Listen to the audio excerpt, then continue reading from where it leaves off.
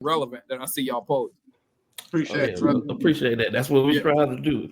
Yeah, no doubt. All right, man. We just had some technical difficulties. Do apologize, but all good, man. Definitely appreciate taking the time with us. You can hear us all good, right? Yeah, absolutely. All right, so T-Ray Greenbox podcast. Got my brother Love the Great. That'd be me. Yeah, Rusty. All right, so this is the episode of the Greenbox. And how do you pronounce it again? Cordereau. Mr. Cordereau Dot. Yeah. How you doing, brother? I'm good, man. I appreciate y'all having me on, man. I'm a fan of what y'all do. Appreciate it, brother. Appreciate you joining us. Now, for a lot of people who might not recognize you, just tell me a little bit about yourself and who you are. Gotcha. Yeah, so I'm a former child actor. So I appeared in several movies and television commercials from 1997 to about 2005. So most notable was Michael Jordan, American Hero. So I played Michael Jordan at 12 years old. Was in a few more. Another movie, Waterproof, with Burt Reynolds and Janae Dubois and Orlando Jones. So I've been around, been in the entertainment industry. As a child actor, basically transitioned into basically a normal life for the last 20 years, man. And I'm just now circling back around, telling some of these stories because it seems like the time is, it's the best time to do it. Right, got you. Okay, now you said former actor. So what made you stop pursuing being an actor?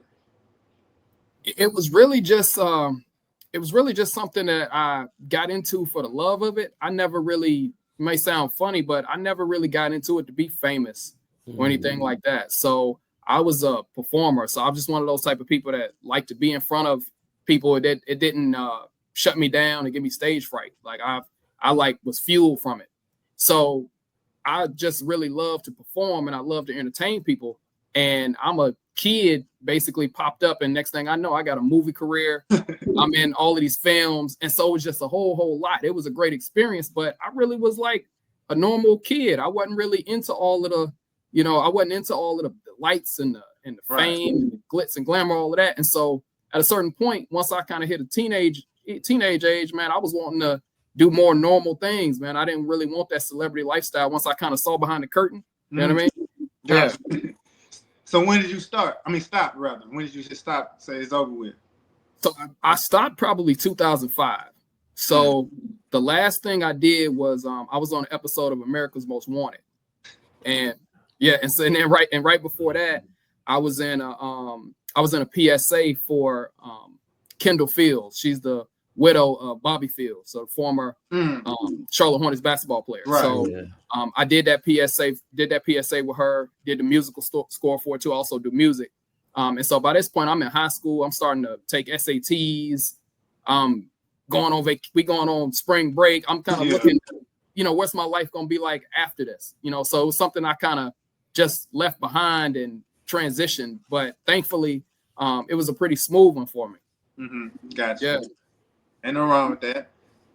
So you never thought about like doubling back, circling back on it, or doing some behind the scenes, or you just done with it forever? Honestly, it hadn't been until recently that I really started to think about getting back into it, because now that it's almost like I've been out of it as long as I was in it.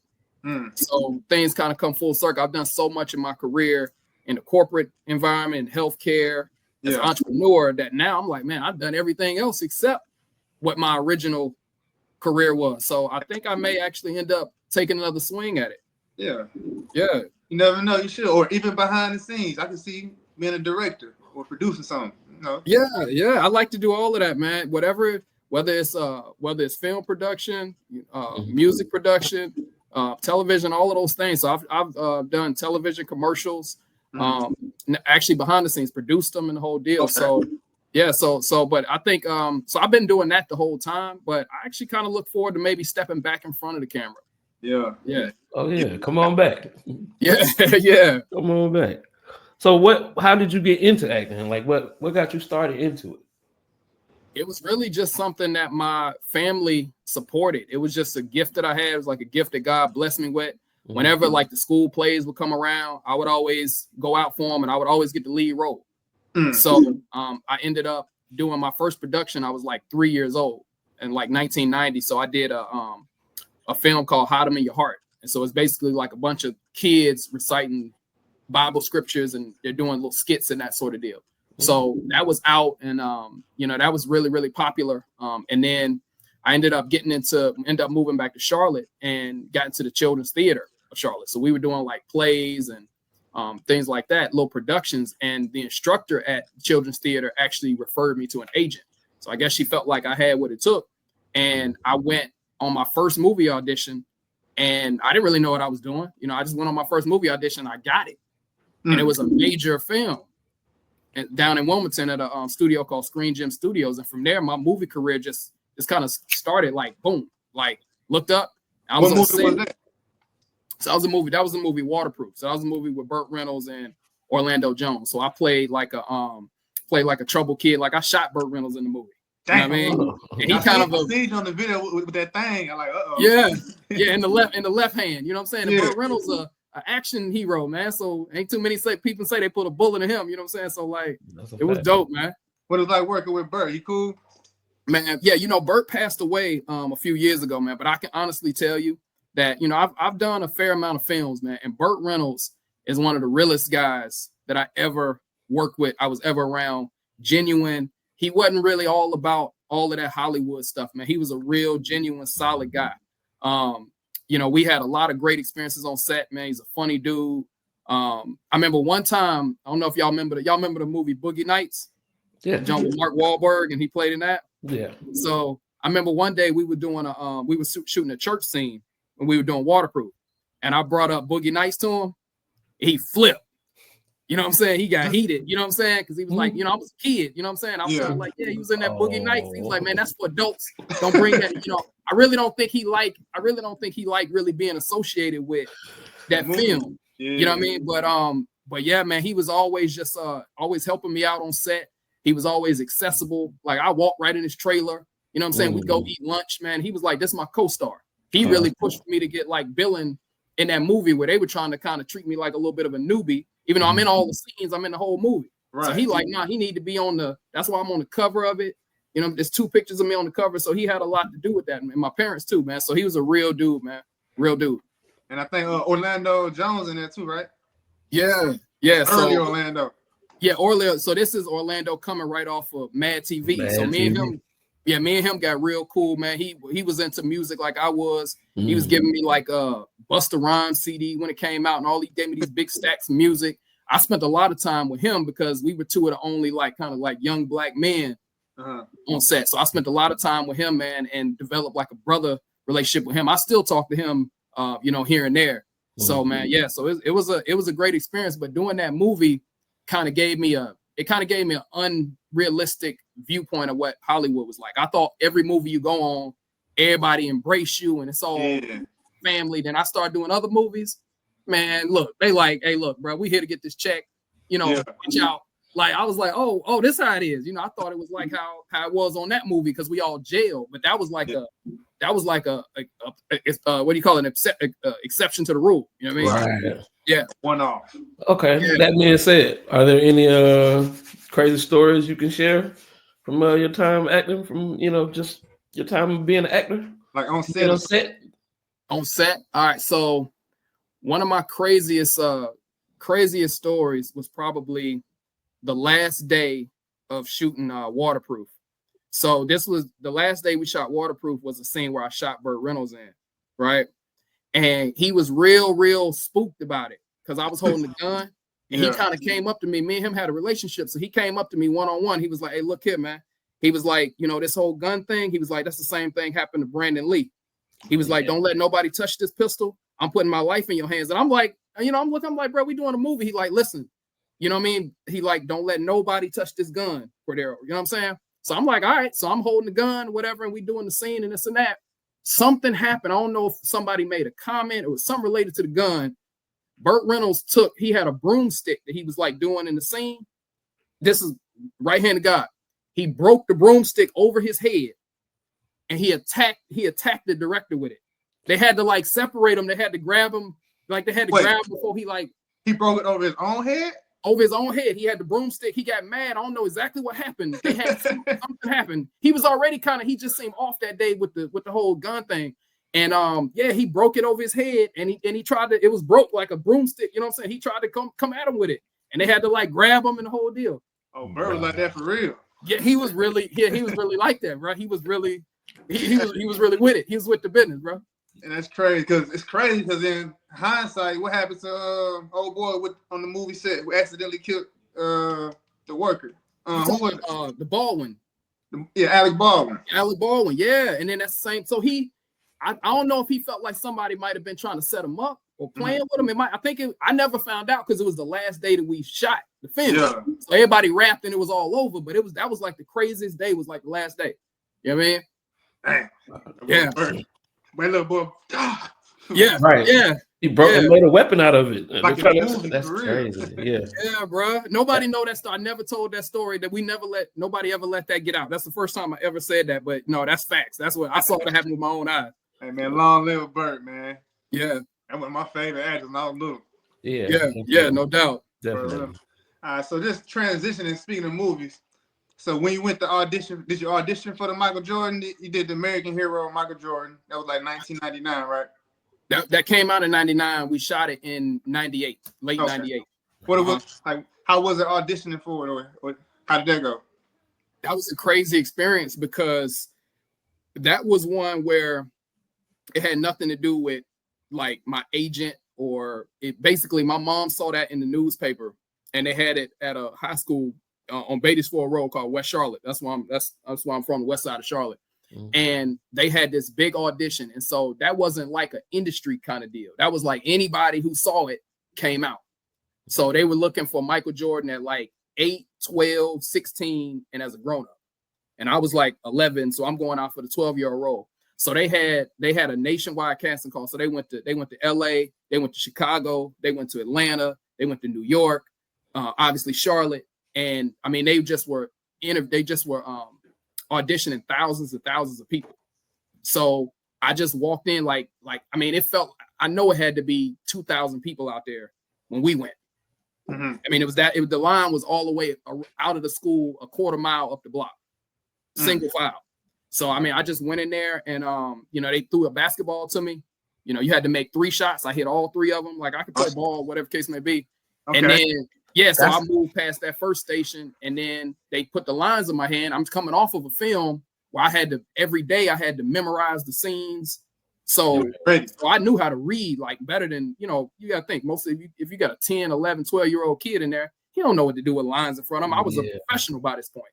Right. So I went in there, I killed it. And I never forget, bro, it was a dude in there looked just like Michael Jordan. We thought was going to get the role. When I came in there, everybody in there was clapping for him, and he didn't get it. I was actually the only person from North Carolina to be in that to get cast as Michael Jordan. Everybody else came from California. Wow. The 8-year-old, the 16-year-old, and then obviously Michael Jace, the adult. Okay. So you played the 12-year-old Michael Jordan. Yes. Okay. All right. And I understand Robin Givens was in there. I think Debbie Allen, did she produce it? Debbie Allen didn't produce it. She played Michael Jordan's mother. So so she played my mom in the film. So I got to, have screen time with her. She like she's a super warm type of person. Like she was nice. Like always asked me like, you ready? You got it? You need, you want to go through it, this and that. And a lot of time I was, I came on set like I had like a eye of the tiger. So I'm like, no, I'm ready. I'm ready to go. But she always made sure I was comfortable. She was really, really cool, man. Robin Givens, I only got a few times to like be around her.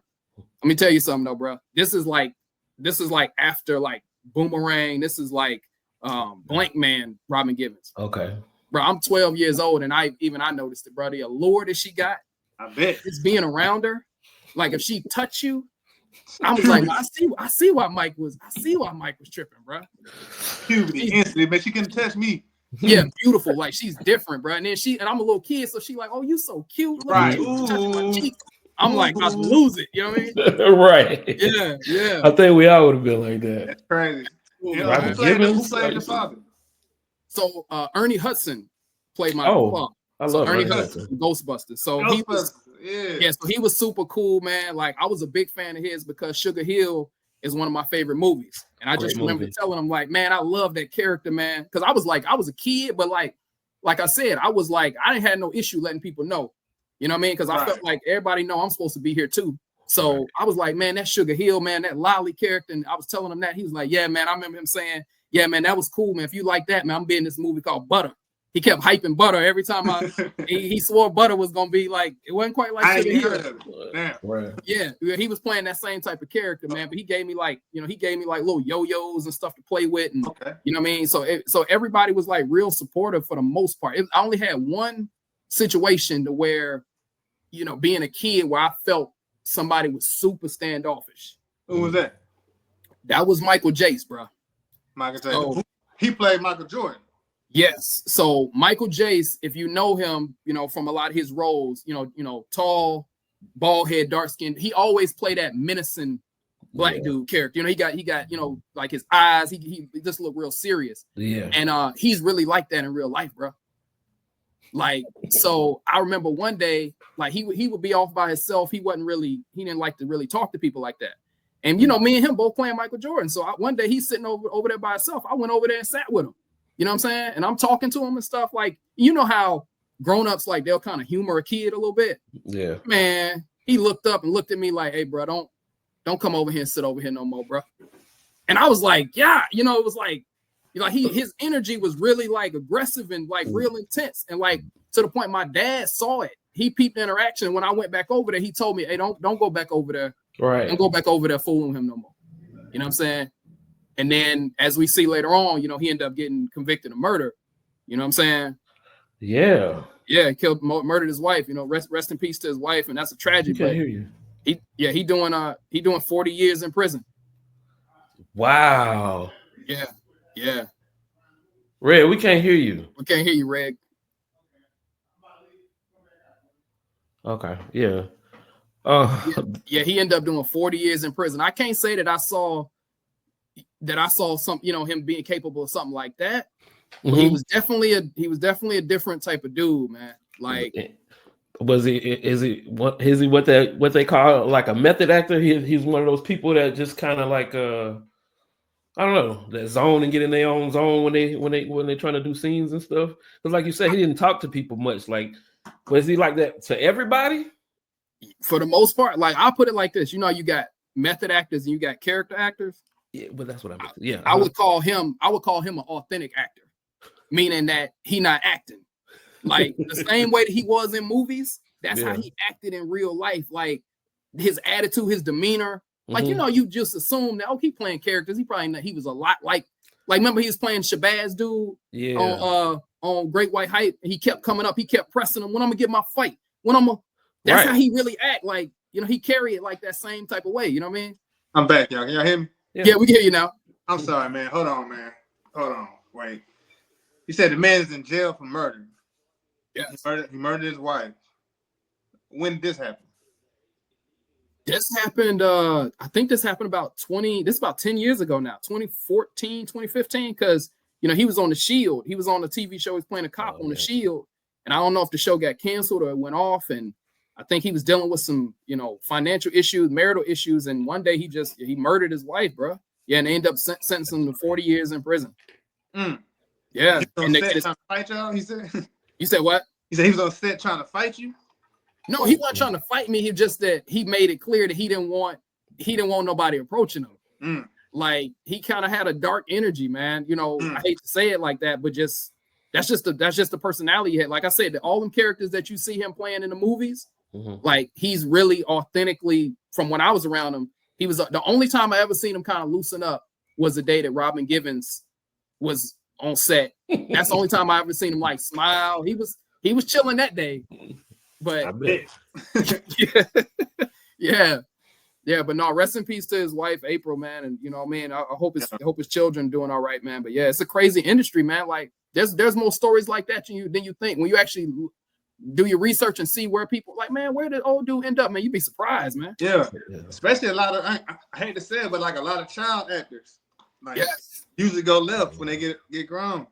Yeah, man. You know, they just came out with that show, Hollywood Demons, where they were interviewing the one boy, DJ, well, not a boy, but he's a man now, DJ Daniels. So he was on the Hughleys, and you know, he got all the tats on his face, and I know you're talking about.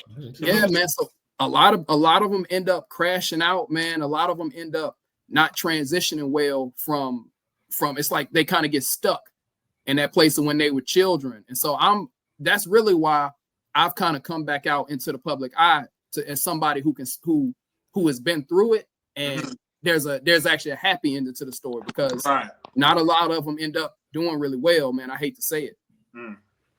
Yeah. Quick sidebar. Where are you, or are you, especially being a kid from Charlotte, North Carolina, are you a hooper?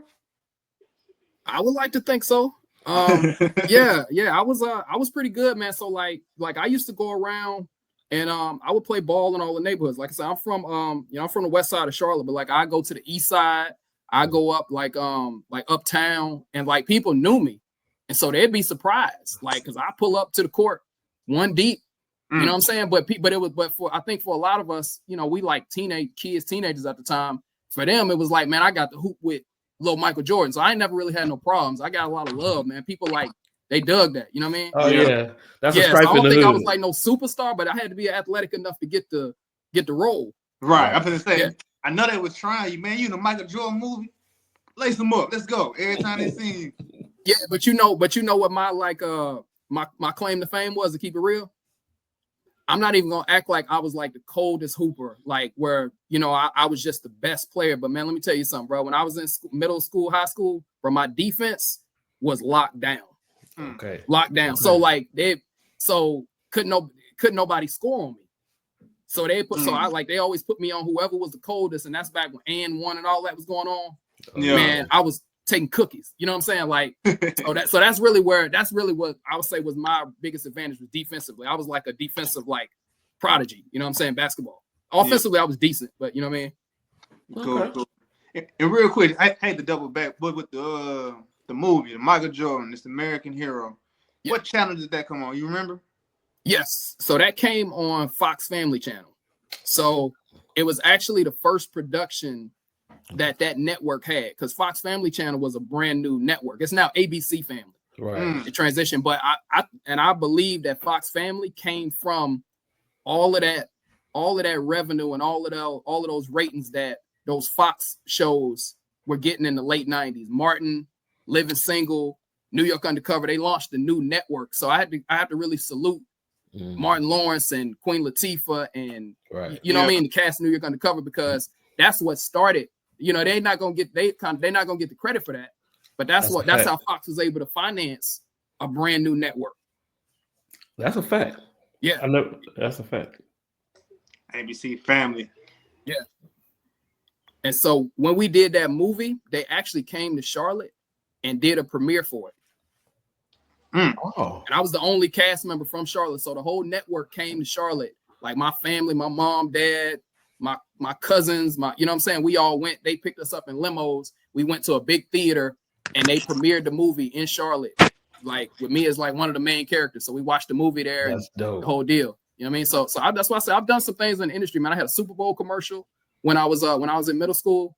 So you know, I'm proud to say that, you know, yeah. So it was for a hospital called Presbyterian. It's now called Novant. But like we were in a big boxing gym, and you know, I was like the trainer. So like, man, I was blessed to really do some, you know, God blessed me to really do some things in the entertainment industry that a lot of people have, you know, won't get the opportunity to do. Right. Do you keep in contact with you know, any of the actors that you work with on your prior sets?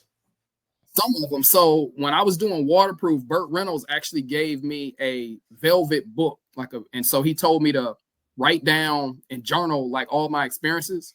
So like all the cast members, I got all of their phone numbers and addresses, and we were so close, like certain people, like even if like they gave me like their home addresses, like their mother and their grandmother, where they was, you know, people change numbers. And it's like, you'll always be able to reach me.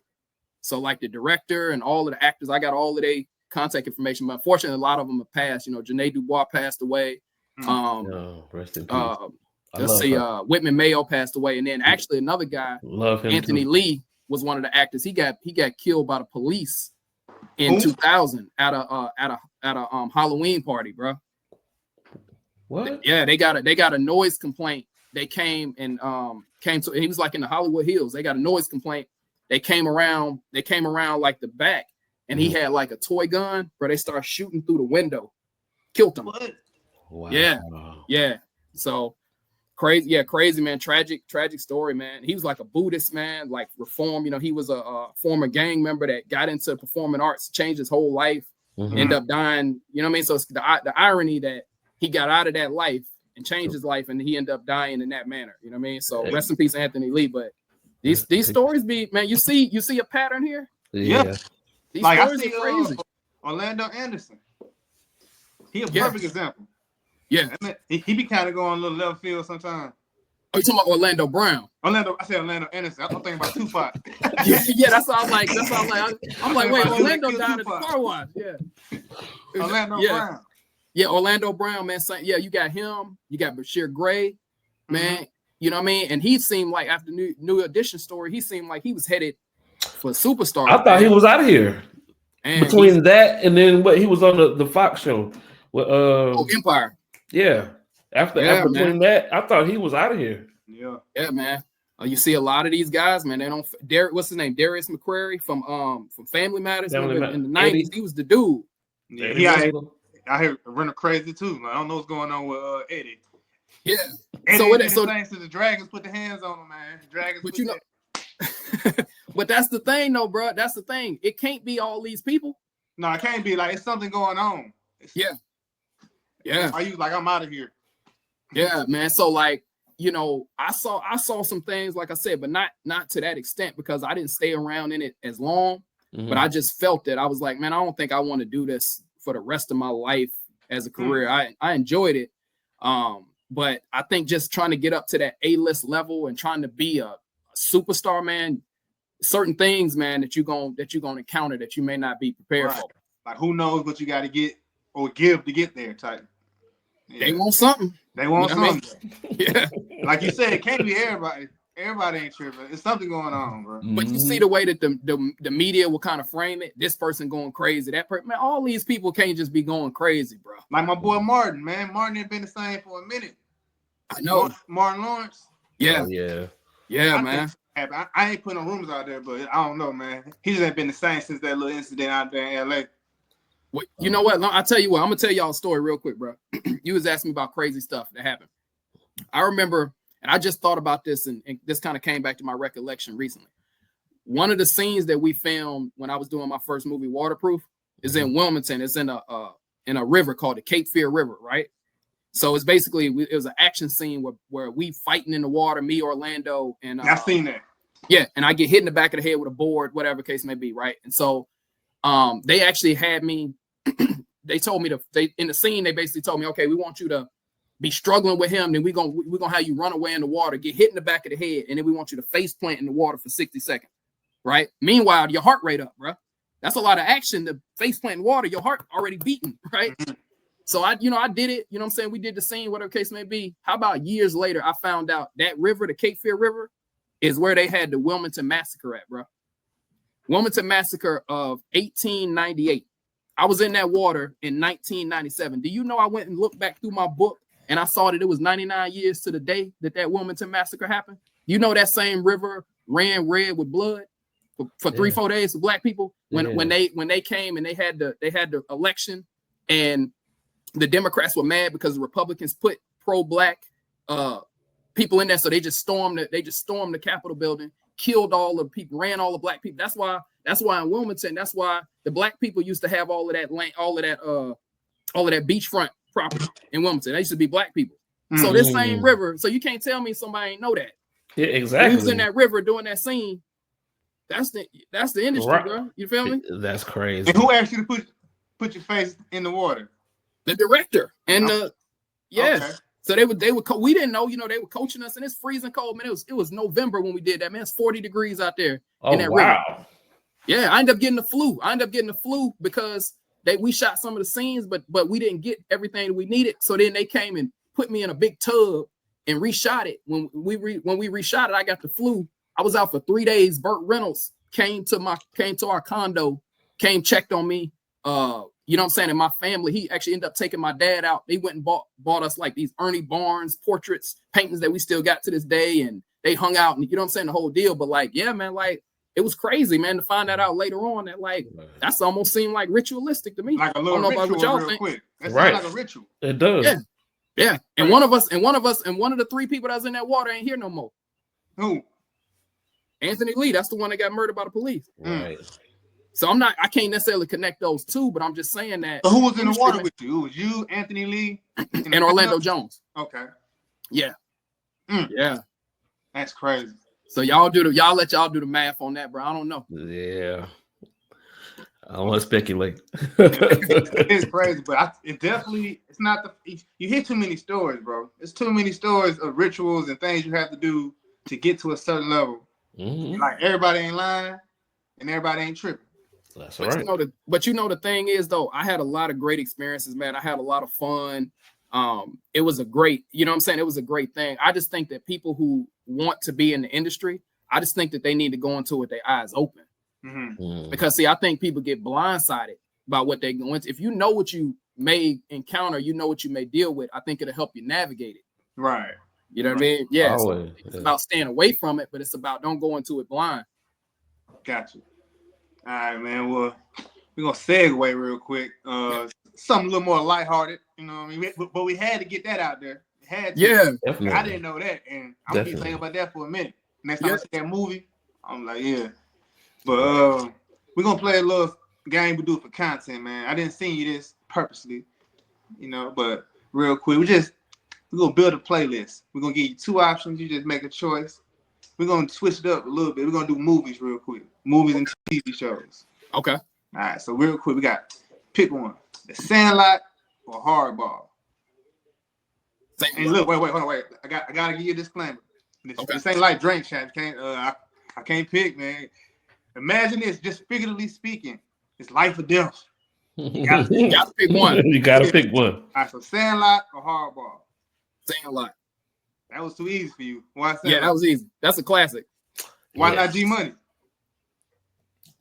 We lost him. Yeah. I mean, Sandlot, I think, is just so iconic. Yeah, Sandlot, yeah. Yeah. Yes. How about you, Will? You got Sandlot too? Oh, yes. Yeah. All right. Cool. All right, another one. Boys in the Hood or Menace to Society. But once and for all, let's settle it. I'm the one settling it. I'm gonna go with Menace to Society, bro. Like, you remember Eazy-E said that Boys in the Hood was kind of like after school special. You know? Like, it was like when you really think about it, like they like if you looking at who giving you the jewels and like Furious Styles character and all that, I would put that movie over Menace. But if you're talking about just pure entertainment, man, Menace was crazy, bro. Yeah. Like, you know, it was way more entertaining. You know what I mean? Okay, cool. All right, here we go with this one. Fresh Prince or Martin? Oh, absolutely Martin. That's easy. Oh, Martin? Okay. Martin, definitely. Any reason or just you just like Martin better? I think Martin was more I think it was more grounded. Like, and then like I mean, they both had like crazy guest stars and like everybody came on, but just looking at the set, right? I think with Martin, you know, he's in this little 1-bedroom apartment, right? Fresh Prince, they had the big pool house, this big mansion. It's a lot harder to create in the environment that Martin was in. He ain't had nothing but the kitchen and you know, after the first season, they ain't even going to bedroom no more. Right. So he just had the kitchen, the living room, you know what I'm saying? And maybe they, you know, take it off, but most of it was shot right there in that little small area. He was just killing it. Gotta be creative. Yeah, and you got to be way more comedic because you don't have as much to pull from. Work with. Yeah, you remember the baby? You remember he had the baby, the girl get pregnant, caught the baby in the kitchen. Like, he was just, man, that's just brilliant. Holmes had the fake dog. He ain't had no real dog. Yeah. He was like really, it was him shining. You know what I'm saying? He didn't have as much to go with. Yeah. Yeah. I like Martin. Like, Martin my favorite, but recently I've been on the fence. I've been thinking about it. If you think like Fresh Prince, they had a little more broader subject matter because Martin ain't had too many like real deal to be continued type episodes. Like Will Smith was getting shot. He got shot one episode. Oh yeah. His daddy, he was crying about his daddy. They dealt with daddy issues. Like he had a lot of more issues. Like, but comedic wise, I think Martin. But I really can never pick. That's why I made you pick, brother. And then he was playing like 20 different characters, bro. Martin, like, you know what I mean? Like matter of fact, I'm gonna throw it back to y'all. I'm gonna ask y'all a question. So we talk about Martin real quick. Yeah. Who is your favorite Martin character of the show? Oh, the player from the Himalayas. I said Jerome in the house. Jerome. I love what you say, bro. It's got to be either Jerome or what's his name? Don't you know no good? What's Otis? Oh, not. Wait, was that Otis? Oh, you talking about the dude who's the mechanic? Yes, the mechanic. That's what he did. Yes, I love that mechanic. I'm gonna go. Might cost you a little, might cost you a lot, but it's gonna cost you. Yeah, I say I'm gonna go with a cross between Dragonfly Jones and King Beef, bro. Dragonfly Jones. Remember the King Beef when they'd be watching the video? Yeah, King Beef. Yeah. I'm surprised nobody said Shanae. I mean, that was funny. He stopped doing that one after, you know what I'm saying? After I think the first season. Yeah. But I definitely picked Martin. No, I ain't doing that no more. Yeah. All right, real quick, got two more. Last two. Right. Golden Girls and Married with Children. Oh man. Yeah. Married with Children. Married with Children. Being a friend. You said what? Thank you for being a friend. No, that show was funny, bro, but it wasn't nothing like the Al Bundy character, man. How many touchdowns, Will? Yeah.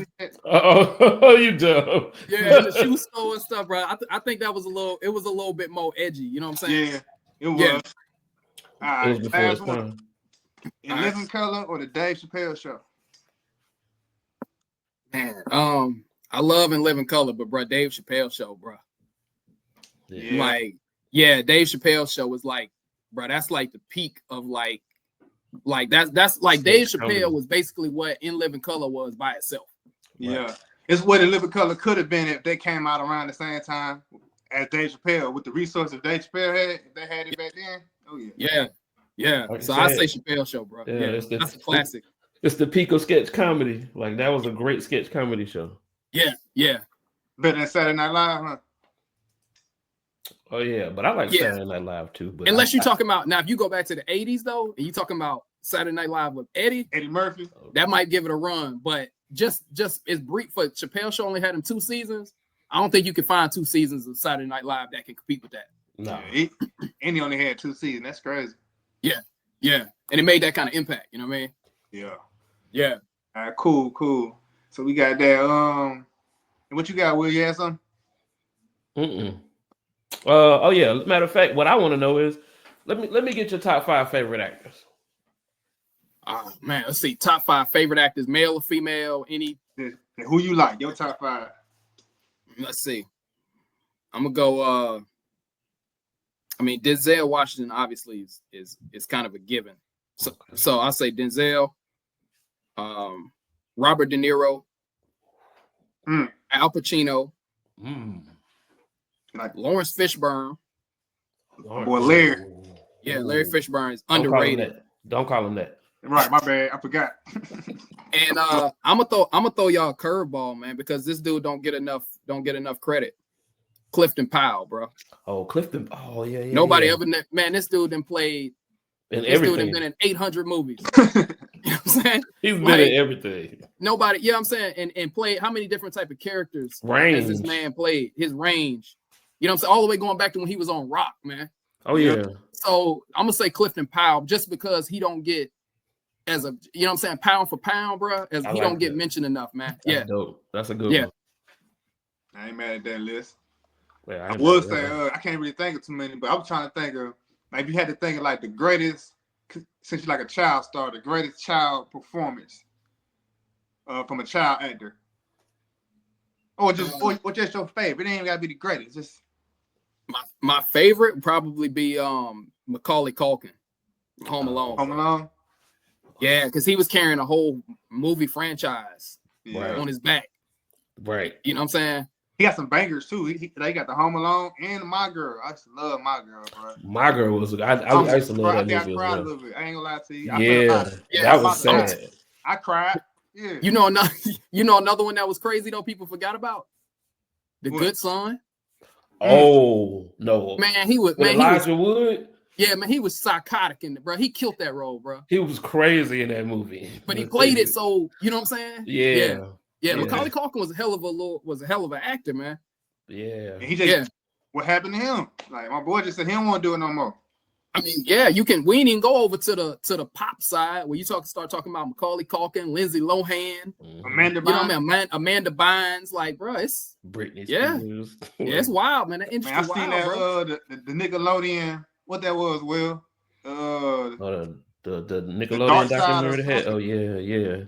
When they were doing all that freaky stuff on all that, we didn't know it was freaky at the time. All the sexual innuendos and all this. And that's what's dude name? Oh, don't give me the Dan something. Dan Snyder. There you go. Yeah, I think so. Yeah, and all that used to be funny. I didn't even know all that was. I thought that was hilarious. Exactly right. We didn't. That shit freaky. Innocent children, and they just innocent children, bro. Yeah, and that's the dude from Head of the Class. That's one of my favorite sitcoms when I was little. For real. Yeah, man. Yeah. But mentioning. Oh, go ahead. What you about to say? No, go ahead. I was gonna say too. I remember. Y'all. I know y'all remember. The movie. Love and Basketball. Yeah. So what a lot of people don't know, and I don't think they really played this up enough. The dude who played the little boy in that, with Sanaa Lathan's character, he was in a Michael Jordan movie too with me. Oh yeah, yeah. They wanted him to play Michael Jordan, but he was too old. He was like a tweener, so he was like 14, so he couldn't really play him at 12. He couldn't play him at 16, so they made him Larry. They made him my brother. Right. Yeah. So his name Glendon Chapman, man. So like I know when we went out there to LA, like I went to his crib. Me and my mom, went out there with his mom, and he lived in Inglewood. You know what I'm saying? Like in the real, you know what I'm saying, section. Like, so like, yeah, man. So it's a lot of these people that like that like you said, as soon as you bring them up by name, it's like it sparks something. I just talked to the dude that was in Cop and a Half. Wow. The little boy, yeah, and he's like, I think he's about 40 now. You know what I'm saying? What he doing? I think he's that's my dog. Yeah. I think he's out of the industry now. I think he's just living a regular life, but he seemed like he's doing pretty good. You know what I'm saying? Yeah, he killed that role. I remember that, man. I actually love that. I watched that back to back to back to back. Yeah. Shout out him. What's his name? Man, it was my bad. I can't even think of it top of my head, but I know because I didn't know him until like recently. You know what I'm saying? Okay. What did he look? Yeah, actually, he put up a post talking about like I guess the 33-year anniversary of Cop and a Half.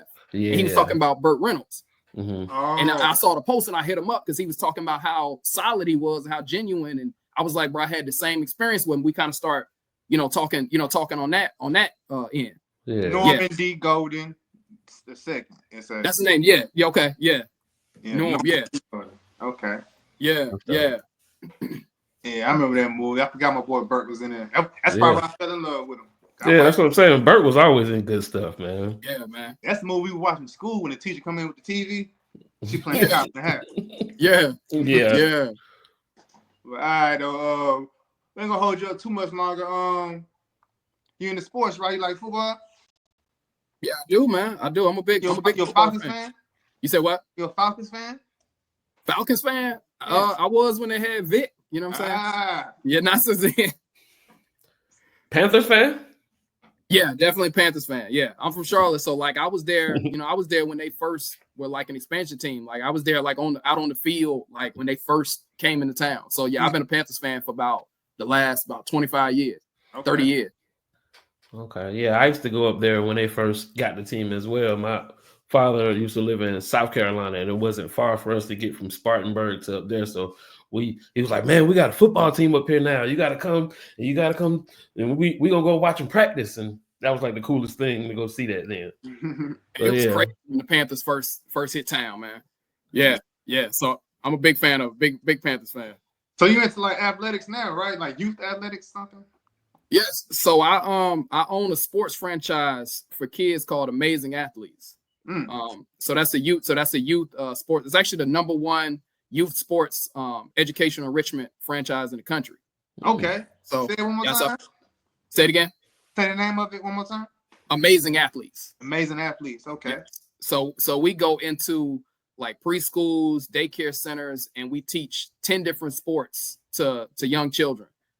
So it's really just a way to use sports as a conduit to just teach a lot of these children positive character traits, teach them how to overcome adversity, work together, you know what I mean? Build their confidence. So like, you know, I'm up here in Virginia, so I like to think that we're putting the basketball, football in the hands of the next Allen Iverson or the next Michael Vick. They're gonna say the first time that they, you know what I mean, you know, play sports was with our program, man. So it's gotten really big here. It's a national franchise. We own one of the 3 territories in the state of Virginia, and so it's been a blessing, man.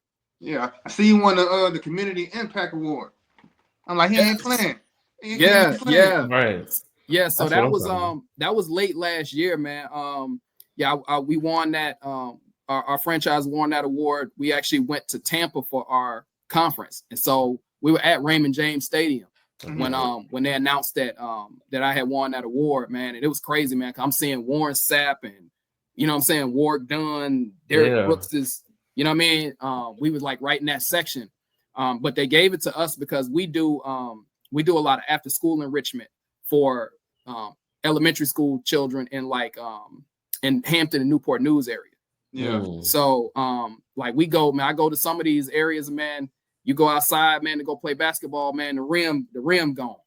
Right. You know what I mean? So like, it's called what's called Title I school. So we bring a program that's like one of the premier programs into some of the, you know, poorest to some of the most, you know, impoverished areas, because let's be honest, that's where all the talent comes from anyway. It's out of the community, out of the inner city. And so we do a lot of work there to help, you know, to help foster growth for them. You know, we giving back and done initiatives. And so we were blessed to win that award, man. That's been like the peak of my my entrepreneurial journey so far. I bet. Yeah. Congratulations on that. I appreciate that, man. All honor, praise, and glory to God, man. We just try to be used as a vessel for him, man. And whatever comes of it, if an award or something like that comes of it, cool. But if it don't, even if it didn't, we still be in these areas and in these communities doing that work. To put that work in. Yes, sir. That's right. You do music or no? I say you mentioned music. I don't know if you do music. Yeah, I do music. So I put out an album independently in 2012. Okay. And then I released some singles since then. It's funny. So we were talking about this is actually what kind of spurred a lot of this. So I got a single that I recently dropped like late last year called Fame Goes. Mm-hmm. And so basically it was I did like a third person type of where I did mentioned Gary Coleman and Frankie Lyman. I basically told their story like after they were done with the industry, after the industry was done with them rather. And then I told my story in the third verse. And I was basically just doing a critique of how you can be hot one minute and then the industry can move on from you and you're left to try to deal with all of that. You know what I mean? So I kind of spoke. I felt like, well, who better? You know, their stories kind of resonated with me, having been a former child star, whatever case may be. So I said, who better to speak for? Because I know some of the things that they went through. Right. You know what I mean? You know, I know what it's like to struggle when you famous. You know, people don't know how that feel. You know what I mean? Like, so I made that record, man, and I think that's probably like my favorite record that I've ever made because it's the most meaningful. And so ever since then, after I made that record, it was like, I'm gonna actually start going out and I'm gonna start speaking on some of these things now. After 20 years of just moving on with my life and just doing something else, I'm just now circling back around to really kind of trying to take my place, you know, that I had in the industry. Gotcha. Yeah. So and you rap, right? Okay, cool. Yeah. Cool. Yeah. So my music name is Dereau, Dereau. Yeah, okay. And the record's called Fame Goes, the last one I made. All right, send me the link. You know, we're gonna post it. Absolutely, bro. I appreciate that. Yes, sir. So who your favorite rappers? Like what kind of who are your inspirations? Inspirations behind you? Like all time? Yeah. All time on your list. My list? Let's see. I go Pac first. Hey. Yeah, all time. I put him number one. Nas. Yeah. Okay. Jay-Z. Like that. Big. And then I go like Rakim, Scarface, AZ, Okay. Q, and I won't even say AZ. Yeah, that's one of my favorite rappers. And guess what? I'm not even about to say. I'm not gonna say Andre 3000. I'm gonna say Outkast. Yeah, Andre 3000. They just cut. They act like Big Boy wasn't on them. They act like Big Boy wasn't on them records, man. So right. I'm gonna end up catching the case behind him one day, man. Because every time I turn around, they say Andre 3000. I love Andre, but Big Boy has some shit too.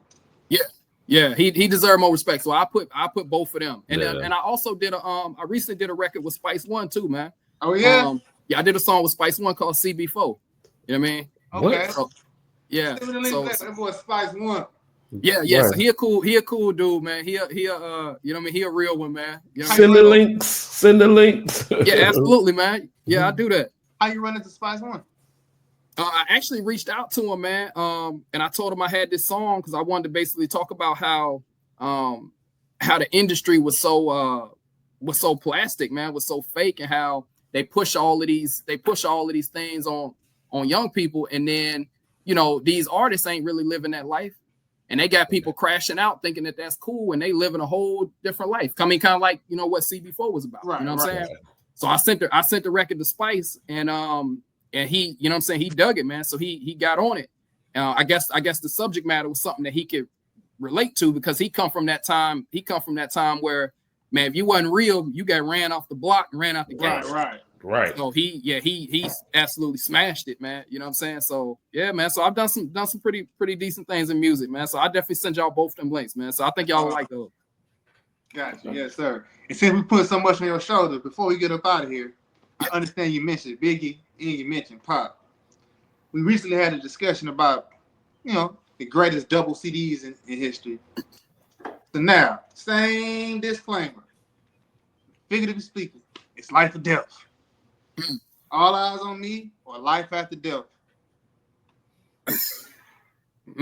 Yeah. Yeah, me and my brother been arguing about this for a minute. Yeah. When he see this, he gonna flip. My brother Mike. Hey Mike, I got him, Mike. If I'm being honest, man, I gotta say All Eyes on Me. I mean, as much as I love Life After Death, like the storytelling, the concepts, lyrical. I mean, but what Pac did on All Eyes on Me was just unprecedented, bro. Yeah. You know what I mean? Like that the first disc is a classic in itself. Yeah. That's and then he came and made a whole second disc that's just straight rider music. Like you just put that on and just ride through, you know what I'm saying? So he just mashed in the whole second disc. So like the first disc was already enough. Right. You know what I mean? So it's I think the impact and the scope of that album was just bigger. And then the impact, like you said, like it was such an impact attached to it because he just got out of jail. He just got with the hottest label in the game. It was a lot surrounding that album when he dropped it, and he delivered. Yeah. So I go. What would? Oh yeah. No, both of them are classic. But I wonder if Pop wouldn't have made All Eyes on Me, I'm not sure Biggie would have made Life After Death or Double Disc. Because they was kind of competing artistically. Right. He wanted to show that he could do. I can do that too. Let me show you something. He did it. Don't get me wrong, but I kind of got to go with the original because that could have been a flop for him. Nobody had tried that before. At least Big got a blueprint. Right. He could follow what he did. So man, to make 26, 27 tracks like that, nobody ever did that before. Right. I gotta kind of give you the edge because at least the other guy who came after you had something. He had something to try to compare it to or go off. Right. With. Yeah. I don't know if I'm a Pac head. If I'm looking at the track list, I don't see no skips, bro. No skips. Like I think he was the first to do that. After him, a lot of people did it. I know Bone did it. Wu-Tang, Master P. Yeah, Master P did it. Yeah, Bone and Wu-Tang doing it with what 5 members, 9 members. Right. That's a lot of music. That's easy to do a double disc with 9 people. You know what I'm saying? Yeah, it's not as much writing. Yeah. Right. Mm-hmm. It's different when you solo. Yeah. Mm-hmm. All right, man. Well, appreciate you taking your time out, man. You have anything you want to share with us before we wrap it up? No, man. Just I just would say, man, that ultimately, I know we just discussed a lot, man, but ultimately, man, it's a beautiful life, man, and we gotta appreciate every day that we above ground, man. It's a blessing, man. We gotta we gotta be real, and we gotta see what's out in front of us, man. But we gotta remember to still smile, man, and still laugh, man, and still make light of stuff, man, because you know things can jade you to the point like once your eyes are open and you seeing the truth, you know what I'm saying. But all of this, man, is absurd, man. So you got to be able to laugh at it, man, and just have joy and have faith in God that I ain't tripping, man, because it's only so much we can control anyway. So I think he wants us to be happy, man. There you go. Yeah. Sometimes you got to pick one. Either you're gonna worry or you're gonna pray about it. You can't do both. You know, you gotta have faith, right? Yeah, fear and God can't operate in the same space. There you go. That's right. Yeah, so that'd be my message, bro. I know I keep saying I'm gonna let you go. It's all good. Go ahead. Look though, it's on my spirit, man. How you feel about the whole Shedeur Sanders thing, like the draft? Do you watch that? Did you pay attention to what was going on? Oh yeah, man. I was watching that close, man, because you know I'm in that sports arena. I felt like initially, you know, I had a certain viewpoint, and then once day 2 and day 3 came, I felt like it was obvious that something was going on that was purposeful and intentional. Like I could honestly kind of, because of some of the things that they did and some of the things, I think they talked a little bit too much, and I think they showed their hand. I could see him sliding out of the first round. I ain't gonna front. Right. Because they did some things that were, you know, that you don't want to do. Like you don't want to talk about, like everybody compare like the Eli Manning thing and all that. But you got to get drafted first, bro. Right. Once you get drafted, then you tell them you ain't gonna play for them. Right. Exactly. When you say that on the front end, you set yourself up. You don't have any leverage. Mm-hmm. So I can see him sliding to the second round because honestly, I really think he's gonna be like a Geno Smith type of player in the NFL, who's a good player, and he was second round. But once he dropped, and I'm saying, wait, hold up, third round, fourth round, I'm like, okay, nah. You know, second would have been like, okay, I felt like they overdid it. Right. You know what I mean? They went a little too far, man. They cost this man, I think, like $30 million over something. You know what I mean? Come on, man. We know he's one of the best players in the draft. I understand. Seemed like somebody had a point to prove to him. Yeah. And so I didn't like that at all, man. I love the way that he handled it, man. But like I said, I think don't y'all feel like whatever point you was trying to make was proven after day 1? Right. I thought so. Yeah, I thought go ahead and draft the brother, man. Let's move on, man. They try to like humiliate him. You know what I'm saying? They took a lot of money out of his pocket, like you said. They took a lot of money out of his pocket. If he wasn't who he is, you know, if he was somebody that really needed that money, man, that was like that's a big window. 30 million? From being. And I'm gonna keep it around. I'm gonna just say this one thing, bro. You know, I got love for Deion Sanders, the father and the coach that he is, and the job that he's done. I mean, he put both of his children, you know, help both of them get in the league. We saw what he's done with Travis. He's an incredible mentor, right?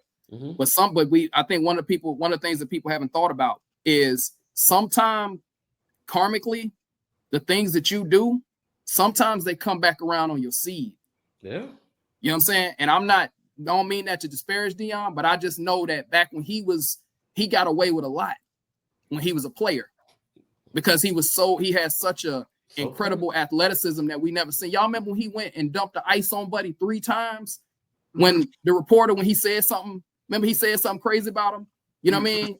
When he came back to Atlanta, when he was with the 49ers, he said, "This is my house." So he did a lot of stuff. You know, must be the money. Like he got away with all of it. And I think some of those things, them seeds, I think they kind of came and visited his son, whether that's fair or not. Yeah. You know what I mean? It was like, you know, I think some of those things were kind of karmically, you know, so I don't say that to, you know, disrespect them, but I can kind of see how, because Deion had a lot of antics, and I think those owners, they still probably was a lot of the same owners. They didn't forget those things. Mm-hmm. So I think some of them tried to kind of like take that out on his seed, which I think is foul, but you know, sometimes that happens. Right. And then Deion, his comments, like he said, I'm gonna intervene. If you go to a certain team, I'm gonna intervene. That didn't rub people the right way. Yeah.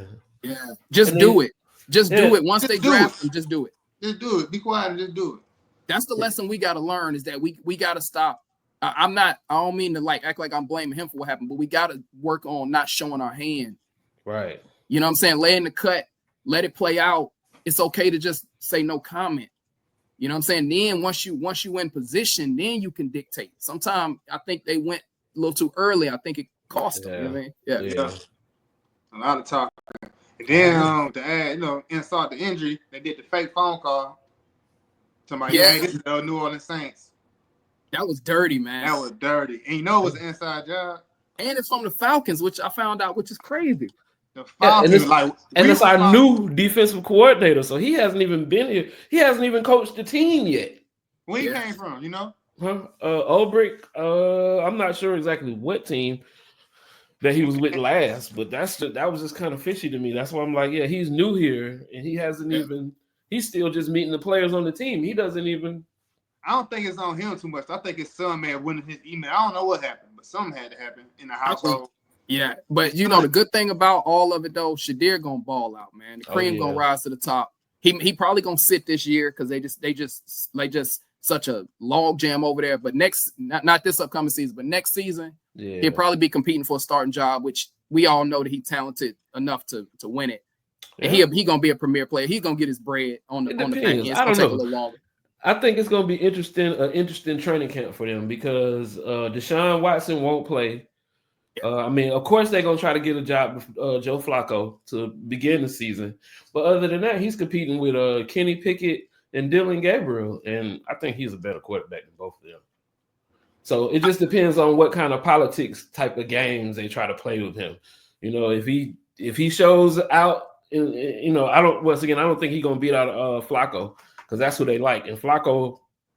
Yeah, Joe Flacco. Yeah, Flacco executes. I mean, he might be my age, but he's still he'd be out there throwing darts. And I think they brought Kenny Pickett over there to be the backup. Like that's a backup. You know what I'm saying? Yeah. So it's kind of with Shadir. It's almost like you either starting or you sitting learning. I don't see him as a backup quarterback. Yeah, I mean, yeah, me either. Yeah, I agree. Yeah. So they gonna sit him this year. Let him just learn. You know what I'm saying? He probably gonna be scout team. He gonna be. You know what I mean? But he gonna have to work his way up. But man, he can do it. You know what I'm saying? It's gonna build even more character than he already had. And he got a big old chip on his shoulder now. They may have created a monster. Yeah. Yep. Hope so, man. Especially I can't wait till you play the Falcons. He ain't gonna get that. Did you like what Carolina did in the draft, or did you pay attention? Do you watch that much? Yeah, I love what the Panthers did in the draft, bro. They got somebody from Georgia, didn't they? Yeah, I think they had an excellent draft, man, especially grabbing Jimmy Horn Jr. Yeah. You know what I'm saying? Yeah, man, they grabbed the other wide receiver. So I like the fact that they putting some weapons around Bryce. Then they loaded everywhere else. They pretty much loaded up on the defense. Yeah. So I think they got. I just right before we was getting on, I think I saw Pro Football Focus gave them an A+ draft. So Dan Morgan over there doing his thing. Oh yeah, they got Trevor Etienne, the running back. Yep. Oh yeah, Cam Burton. Yeah, you got. They did. They got Cam Jackson. They definitely got an A+ for me too. Yeah, they did damn good. Yeah, so they gonna probably be in the playoffs this year, I think. Yeah, our Falcons did pretty good too in the draft. We cleaned up pretty well. Yeah, you know the Falcons and you know we like rivals with y'all, man. So exactly. I know it's okay. They ain't but a short drive up the road. Hey, look, it's okay if you don't care. You're like, I don't care what the Falcons did. Yeah.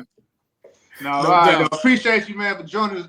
Will, you got anything before we roll out? No, that's about it. I just say, look, man, feel free to come back anytime, brother. It'd be an honor to have you on. We can always come back, talk sports, talk music, entertainment, whatever.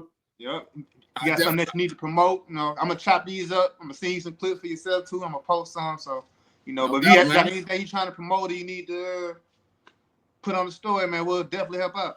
I definitely appreciate y'all, man. You got my word. Well, I'll be back, and I definitely want to come back. I'm gonna see what y'all think of these records, man. So I'm gonna be tapping in with y'all. I'm gonna send y'all that when we get off. All right, send some links, brother. No doubt, brother. All right, have a good one. All right, you too. All right, that's cool. Definitely good interview.